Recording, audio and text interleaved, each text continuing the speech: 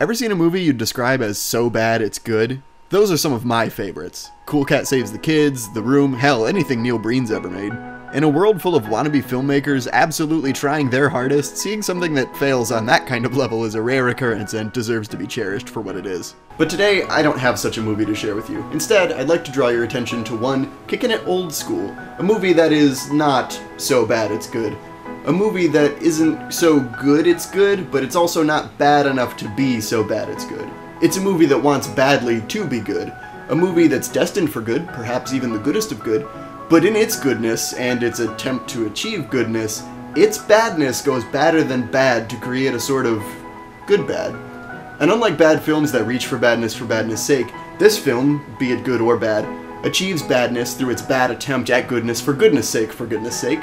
It begs the question, is a movie that is more good than a so bad it's good movie actually more of a bad thing? Well, for good, for bad, or perhaps for ugly, I give you Jamie Kennedy's Kickin' It Old School. We get a pretty standard DVD menu for the era with just a static image and no sound, which, you know, sounds like it's a complaint, but ask anyone who's fallen asleep while watching a DVD and has had to hear this loop for hours. Trust me, this is a blessing in disguise. Our lead and his love interest have a chemistry that's embodied perfectly by the fact that these photos were clearly taken at different times. And his friends are so not into it. Yeah, boy, you trying to step with this? Don't mess with us, bro. I'm the angry one. The language menu is really just a courtesy. Si quiere usted ver la película con subtítulos españoles, puede. But that's it. Not even a hearing impaired option. Yeah, I guess they figured the deaf have it rough enough as is. I always love seeing what special features are on these old DVDs. Not necessarily out of interest in watching them, but it always fascinates me to uncover what exactly the publishing staff thought the fans of these movies wanted to see. This one's pretty bare bones. You know, I never understood why all these DVDs include trailers for the movie. Unless you've got some crazy cool Lilo and Stitch type gag, or your protagonist dresses as Bob Ross for the teaser, nobody cares about your trailer. It looks like there were also some scenes that were bad enough to get cut. Wouldn't that be something, if selecting deleted scenes just played the whole movie?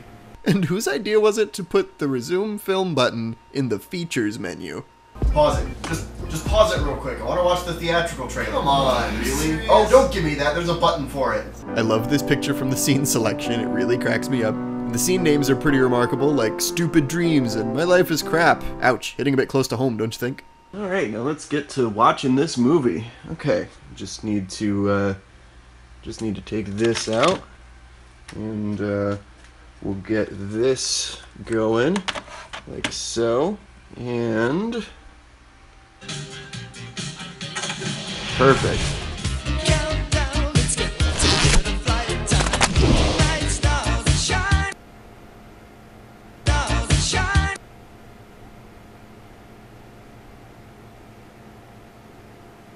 Ah, the beautifully ironic high-def entertainment. You know, this movie came out just in time for Blu-ray technology, but instead it's forever locked in decidedly low-def DVD format.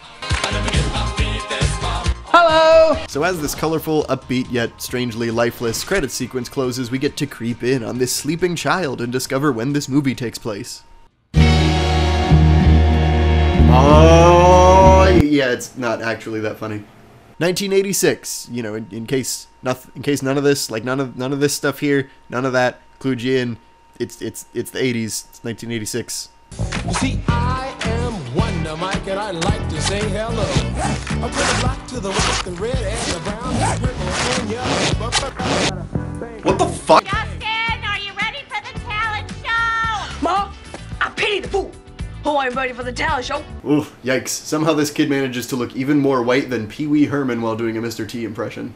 I pity the poor fool! Don't eat my cereal!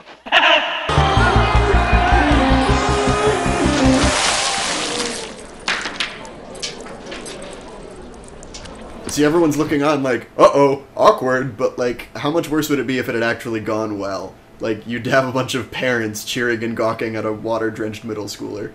Something to think about. We're way cool out there. Radical, thanks. Oh, I got you something. Garbage Pail Kid Series 2 Jelly Jenny. You don't have it, do you? Yeah, I do. Psych. I know the movie only goes downhill from here, so I'm just going to appreciate these adorably awkward interactions while I can. Jen! Heyo, look out! Battle of the hair. The 80s kids with haircut. Their hair is weird because it's old. What do you want from me? So Justin's gift gets one-upped. See, I can make 80s references too by Bully Archetype McGee. So, do I get a thank you kiss? That's it? Bogus! Oh, did you factor in my special move? What you talking about, Willis? Coffee grind and a head spin, freeze, switch, and pop into a backflip. Are you 1, Coffee grind, 2, 3, head spin, 4, freeze, 5, splits, switch, spread eagles, backflips, flip flops, Triple double sky hook, alley oop, slam dunk jam. I wanted you to have this. I'll see you after the show. I'd be Smurfy. I try not to think very hard about my references before I make them. Hello, McFly. Marty, hurry up, Justin's on! I'm genuinely having a hard time telling if that was on purpose just now, the juxtaposing a McFly joke with the introduction of a character named Marty. Like, it wasn't that funny or anything. The transition didn't make it seem like it was on purpose. Would that have been more clever if it was the other way around? Marty! Hello, McFly. Now, 2 breakdancing crews will have a battle. Alright, so far this principal guy, this commentator guy, he is my favorite. He's just so lovably awkward. Everyone else is really kind of phoning in their roles as like the cool guy and the bully kid and the dorky friend, but this guy really makes it work. Like, look at this, where he like starts walking down the stairs and then he decides not to use the stairs. It's so perfect. Wasn't that something? Applejack 2012. Nah, too easy. A quick word on the breakdancing scene. I'm not entirely sure if there's a formula to this kind of battle they're doing, but it seems really all over the place. Like, sometimes they move in sync, sometimes they just dance at each other, and sometimes they dance to fill the empty space when the other crew is huddled together. And the moves aren't bad, especially for kids. It doesn't look like they use stunt doubles, so, you know, props for that. The thing that bugs me is all the cuts they do. I'm not expecting this sequence to be perfectly smooth, but it's like they'll show a dance move for like a split second and then cut back to everyone standing again. Like, could they really only catch the dances looking good for those tiny little moments, or were they seriously trying to rush this scene? Don't rush this scene, it's the most interesting part of the movie so far. So Justin sees Bully Kid pull off a reasonably cool move that the crowd seems to love, so he goes all out on his super special move, even though his friend urges him, Justin, don't do it! And then... Justin? So Justin goes into a coma for 20 years? Because it's a comedy, and without that fact, the movie would have no premise, so we're all just going to close our eyes and hold hands and make believe together, okay? Justin's been on unpaid life support for the last 16 weeks. This hospital can't afford to foot the bill for Justin's care. Okay, well, assuming it's a for-profit hospital, they probably can afford it, it's just not their responsibility to, and the cost of healthcare in America is inflated to such excessively high amounts because they know people will pay incredible amounts of money to save their loved ones even if they can't afford it, and the whole thing is corrupt, but that's not the point. Let's go back a little bit. I understand how difficult it is to make payments of this magnitude. Shit, I'm still paying for that damn Ferrari. This joke went over my head the first time, but a little digging unveiled an interesting secret. Maybe you already got it, but if not, let me explain. See, the actor who plays the doctor here is Alan Ruck, who you may not recognize under those glasses and facial hair, but he was a lead character in the 1986 movie Ferris Bueller's Day Off. He was Cameron Fry, Ferris's best friend. And if you recall, 1986 is also the year this movie starts. And if you watched Ferris Bueller, you may remember this moment. I can't wait to see the look on the bastard's face.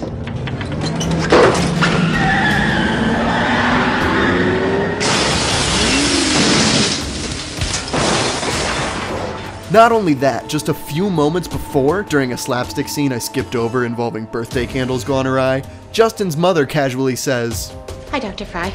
Dr. Fry, the same last name as Cameron Fry.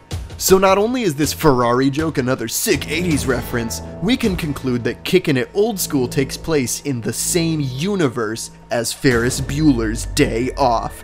But hey, that's just a stupid joke that I probably ruined by over-explaining it, so let's just move on. So Justin's parents decide it's finally time to say goodbye to their son when a member of hospital staff strolls by the room. Tune called Rocket from Mr. Herbie Hancock.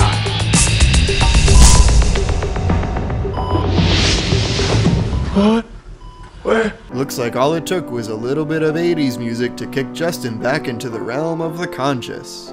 Yikes, it took 20 years for something like that to just play in passing? His parents never brought over some of his favorite music to the hospital to play? It's tropey, sure, but honestly it's one of the first things I'd do in real life if someone I loved were out for the count like that. Even the cast of Stranger Things figured that one out. Naturally, Justin can't move terribly well, you know, because he's been in a coma for 20 years, so his parents bring him home, clean him up, and put on some TV for him to enjoy. MTV. Mom! TV's broken! Supposed to be MTV, but they're not playing any videos. Justin's dad decides that Justin has to do chores even though he just got home and his arms and legs don't work.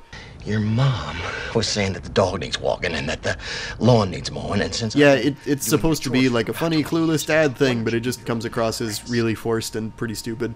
But there is a pretty funny montage where Justin's inability to maneuver himself slowly transitions into some actually pretty solid popping and locking. When he's finally able to walk and move normally, his mom takes him to the mall. Hey, what's your favorite toy?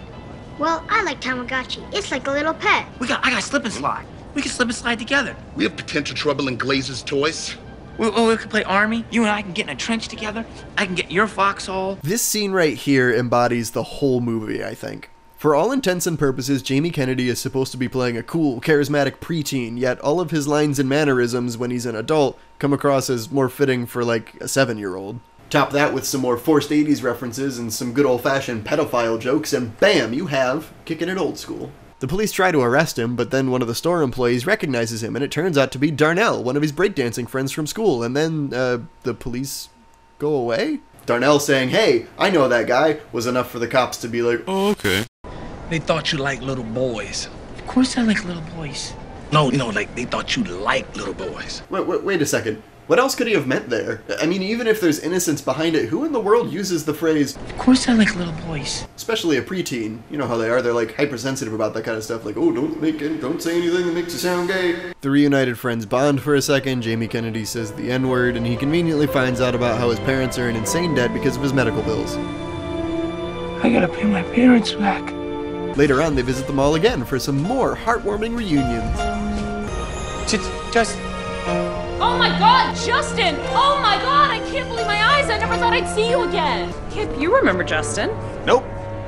Remember this guy? Yeah, I guess his name is Kip, and he's the bully kid from before. Gotta give props to casting for making him the only character who believably matches his childhood counterpart. Once he does recognize Justin, he reveals that he and Jen are engaged and continues being a dick for practically no reason. So, do you have a new phone number, or are you still living with mommy and daddy? Still living with... I'm shocked! Justin decides in the heat of the moment that his sick dance moves will bring Jen back, but since he's still recovering, it doesn't go too well and he runs off. Man, wouldn't that be something if he, like, hit his head again during this scene and then goes into another 20-year-long coma? That might have been enough to push this movie into, like, good absurd rather than just regular absurd. What are you doing? Killing myself. With Pop Rocks and a soda? You know, for all the shit I've talked and will talk about this movie, don't forget that it does include this, probably the only tasteful suicide joke in existence. Compete for the grand prize of a 1-year contract with D-Zone Videos and $100,000. We win the contest, I get the money to pay back my parents, we stuff Kip so hard that Jen has to come back to me. There's always something that bothers me about comedies like this, where you see the same characters at different stages of life. It's that they don't really change. Darnell is still the loyal best friend, Kip is still a total asswipe, and Jen is still a girl-shaped object for them to fight over. In addition, you'd think seeing someone you like start to date a total trash person would be red flag enough to say, okay, I guess you're not worth my time, instead of, oh no, I've got to steal you back! A plotline I'd love to see is one where, for instance, Justin finds out Jen is engaged to Kip and, reverting to his grade school memories, is furious. So he treats the two of them in shitty, passive-aggressive ways to spite their relationship, only to find that Kip has deep regrets about his past. Maybe he's had some trauma, and that Jen has been a pillar of support this whole time.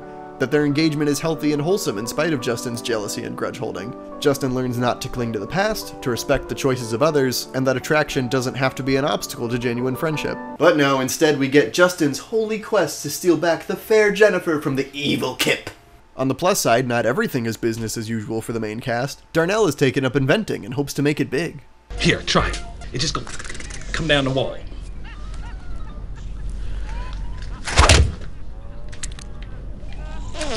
I'll sell 1 million of those in Atlanta. Unfortunately, he needs startup money to get any of his ideas off the ground, and he has a family at home to support. I know a way Darnell can get enough money to make his inventions and keep your kids in diapers for the rest of their lives. Okay, that was pretty good. It seems like the dance competition is Darnell's best shot at success as well, but something's a little off. Just a moment ago, the movie made a point to establish that his inventions are trash, so wouldn't the startup money be a shot in the dark at best? They treat it like the money will solve all his family's problems, but that seems like a pretty big problem regardless. Man, I hope you know what the hell you're doing. Oh, I know what we're doing. We're getting the Funky Fresh Boys back together. Now that the getting the Funky Fresh Boys back together idea is in full motion, they set themselves up to meet their old pal Hector. Some dude that ate Hector. I don't know, guys. It's okay. We understand you're too busy. We know you got to get up in the morning and eat a Krispy Kreme burrito. You know breakdancing burns a lot of calories, right? He's fat. Ha ha ha. Funny joke. That's the whole scene.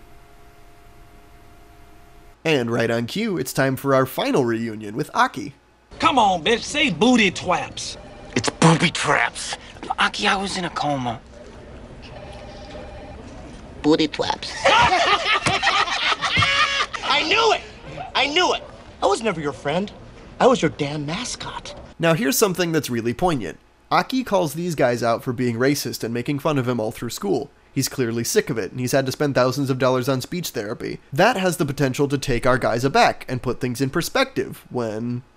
Do you have any extra 2-1-11s? Hi, Jan. 안녕하세요. No more ipo. All that build up for nothing. It's like any positive takeaway we were supposed to have is just out the window. Excuse me, Geisha. What percentage and chance does my friend Aki have of sleeping with you? And to top that scene off, we get some blatant sexual harassment. I swear, it's like this movie is trying to be self-aware, but it just misses the mark every time. You breakdance? Yeah. Back in the day, I was the breakdance bomb. Bang, bang, the boogie to the boogie beat. Now what you hear is not a test. I'm rapping to the beat. And me, the groove, and... We're gonna need to update our style since the last time we performed. We need to start by updating the freaking parachute pit. He's fat. Kip's throwing this big party for the show. You should come. It's a pretty fun club. I was in D&D club. Were you, though? I mean, don't get me wrong, I know D&D is for everyone, but there was a pretty big stigma around the kinds of people who played in the 80s, and Justin strikes me as the, no way, D&D is for losers kind of kid. Hey, is your mom gonna be waiting for you in the station wagon? No, I rode my bike. Or how about the baseball cards and the spokes? Remember those? Kip, stop it. Stop it. You remember the Rubik's Cube? Yes. The Jubik's Cube. Jewish star, a money sign, a menorah. It just hurts. It hurts to watch. It makes me ache. I have no words. I need them. I need words. Words are what it takes to make the video, but I don't have them. We remember who we are. 'Cause we are the Funky Fresh Boys.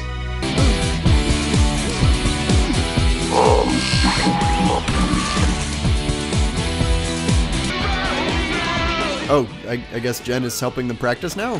I mean, they did establish that she's a dance instructor. It's just, I don't know, I feel like they should have said something earlier about her helping out. I think it's time I introduce you to a little thing called the internet.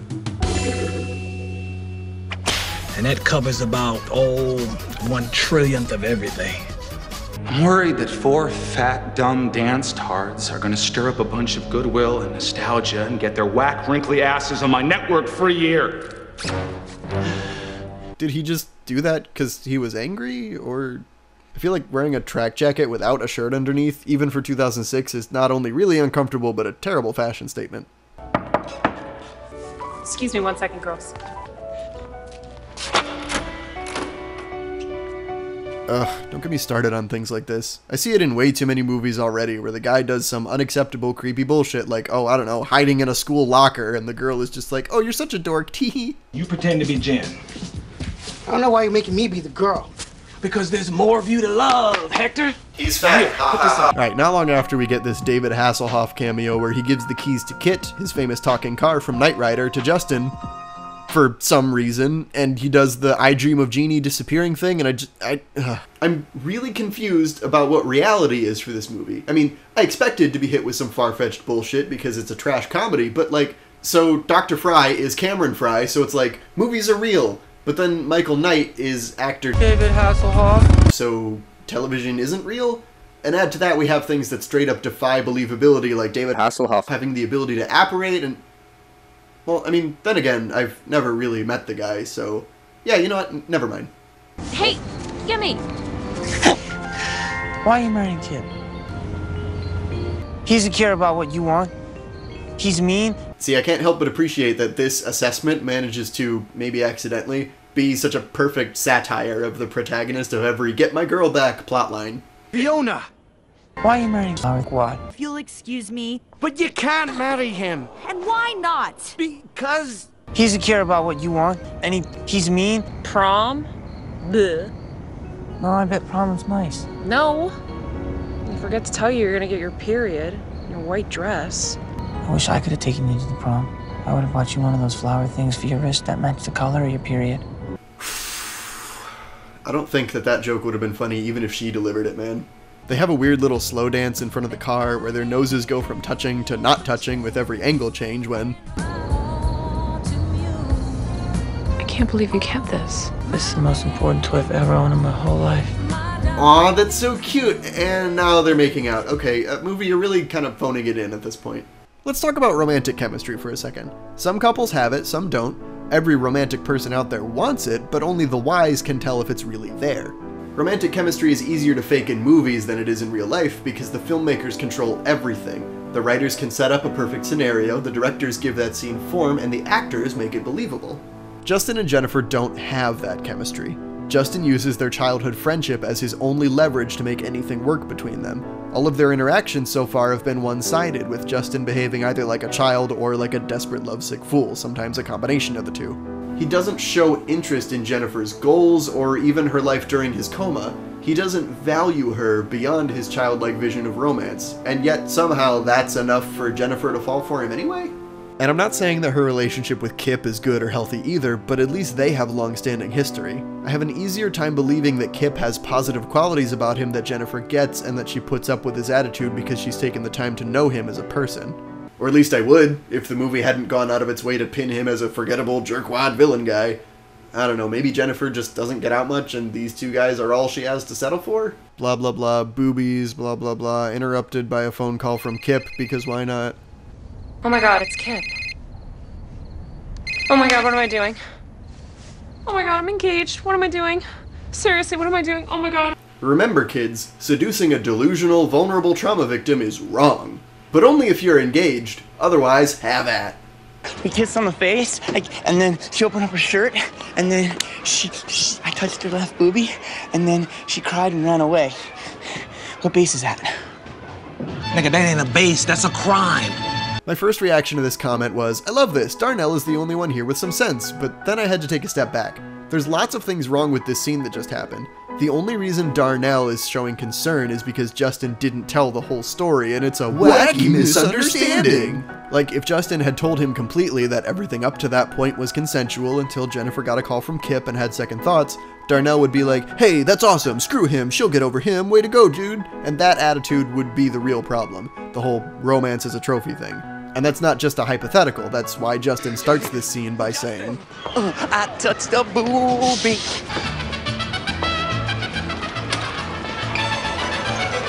Also, dicks. Since we're both going steady. Justin, we're not going steady.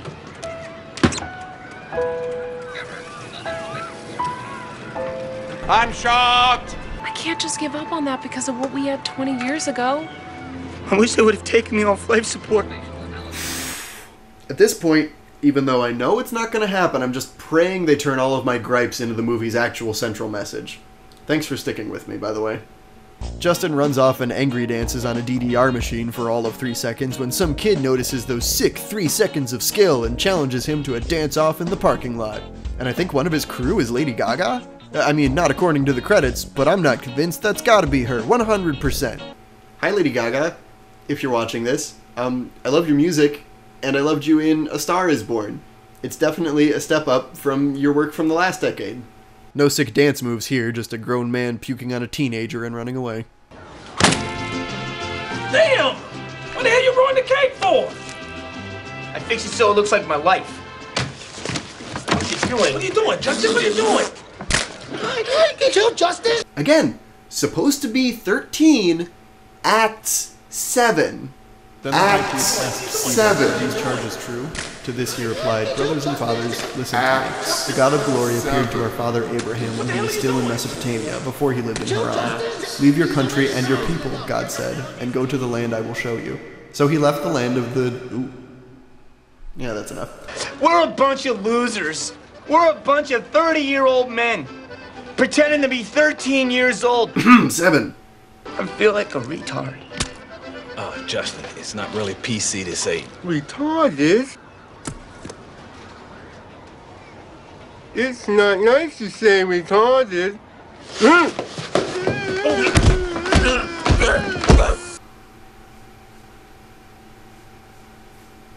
Fuck it. I'm done. You're not done. No, I'm out. I'm not doing it. Luke, you gotta finish the I'm video. super fucking done. Gotta, you have no idea. You gotta finish the video, man. Just, come on, man. Just.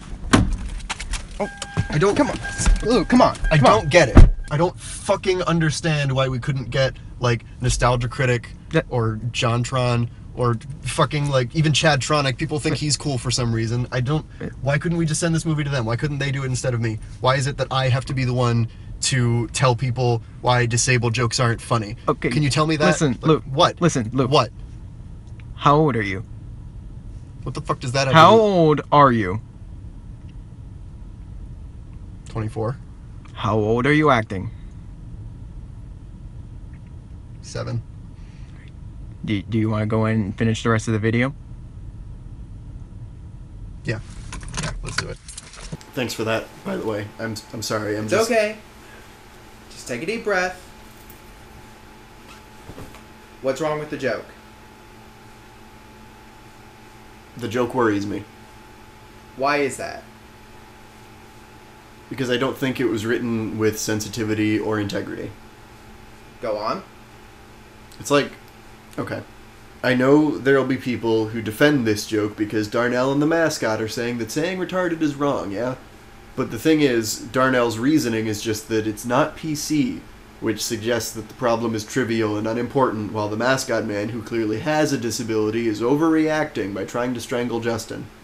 The message from the joke isn't actually that calling people retarded is hurtful, but that the people who think so are oversensitive and try too hard to be politically correct. And I think that it's not only outrageously disrespectful to depict the person being offended with a speech impediment and a temper to suggest that's what retarded looks like, but also it's not cool to take a wholesome and productive message like don't say mean-spirited things and turn it into something twisted like people are way too sensitive and it's fine as long as nobody mentally disabled is around to hear you.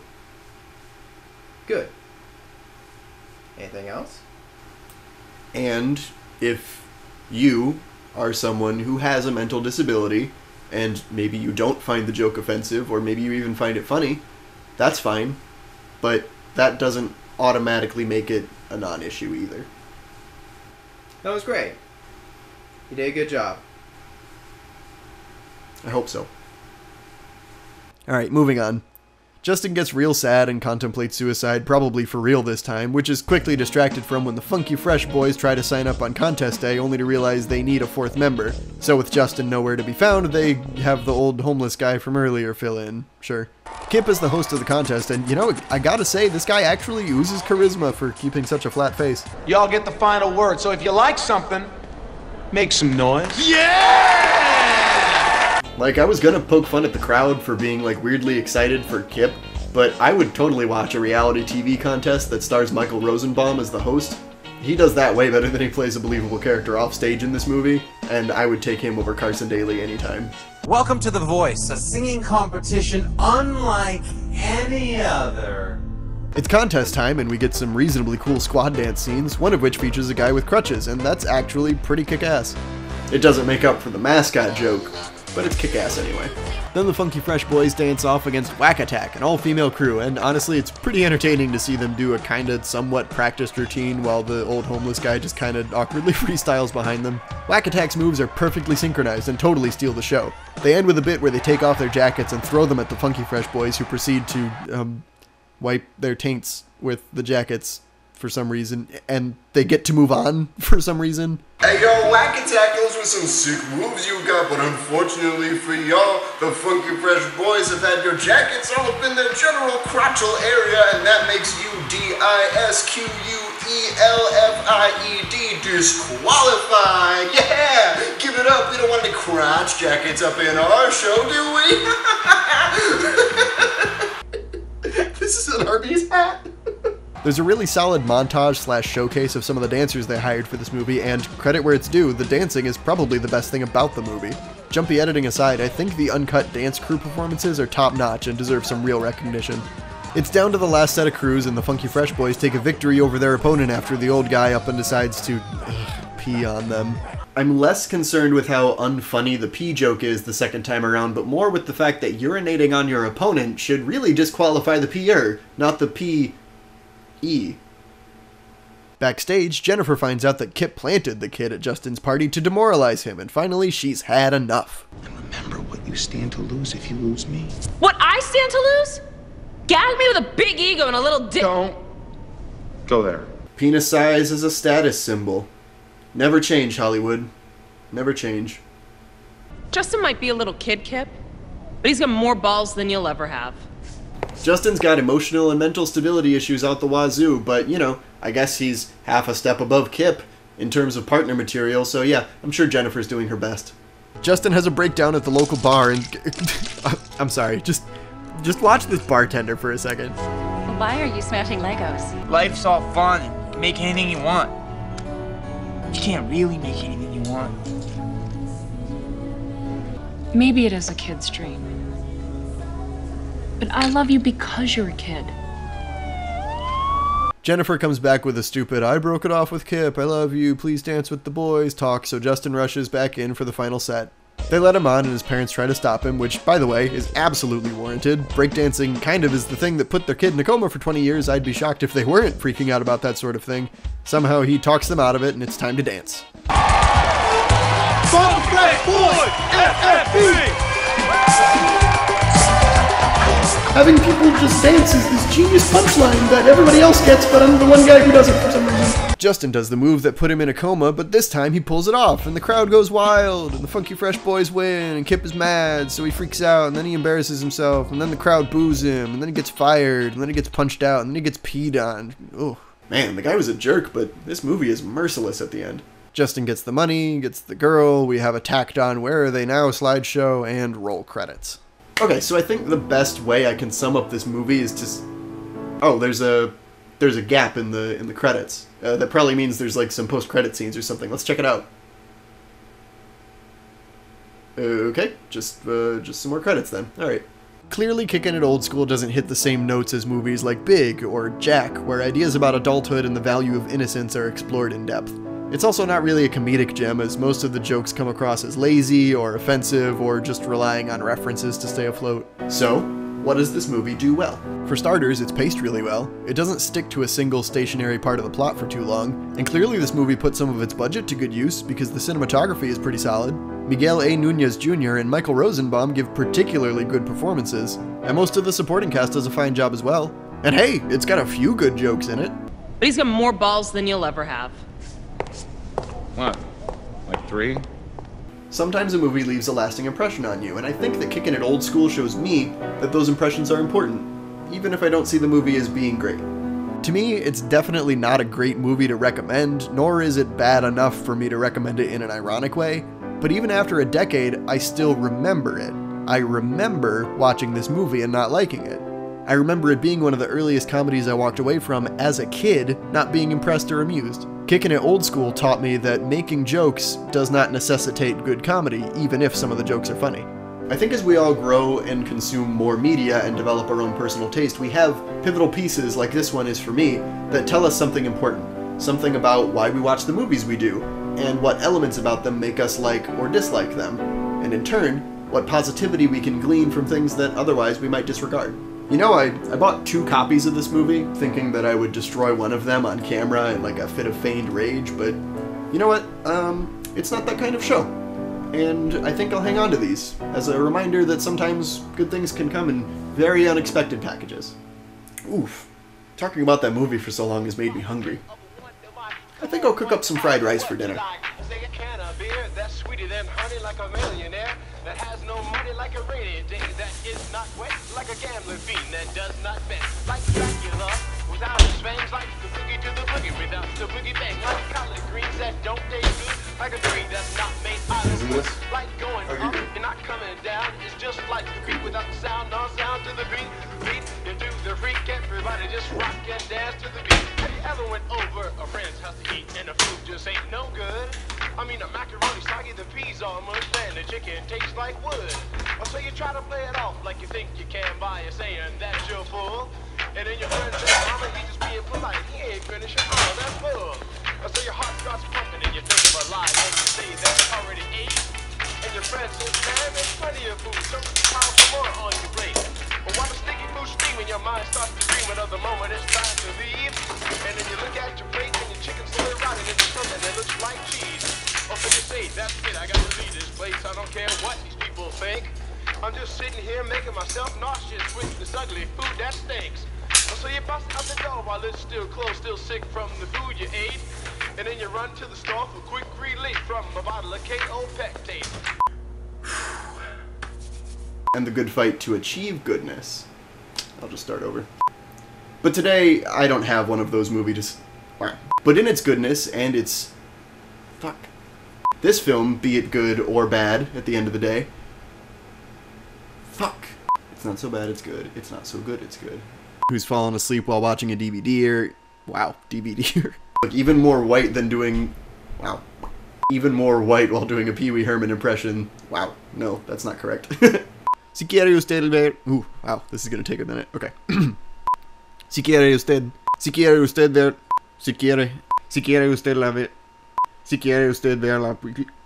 God damn it.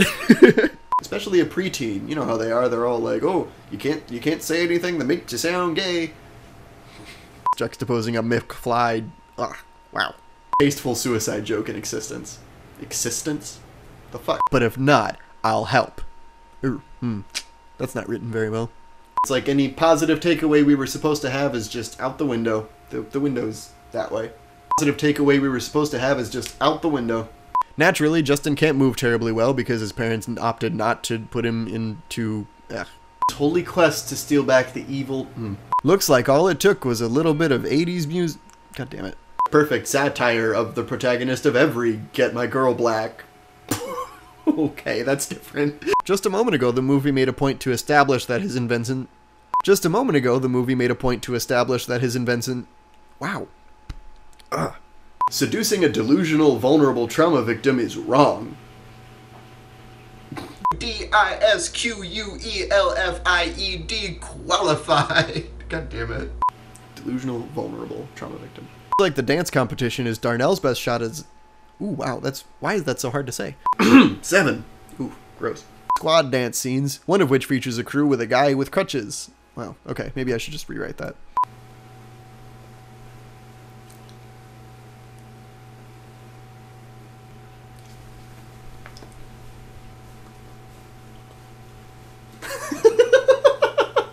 It doesn't stick to a stingle.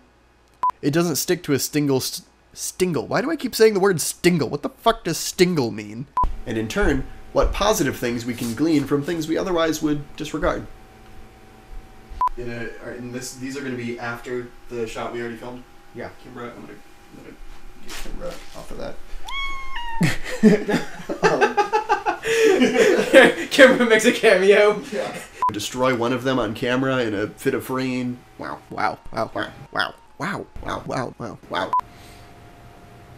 One of those should be fine.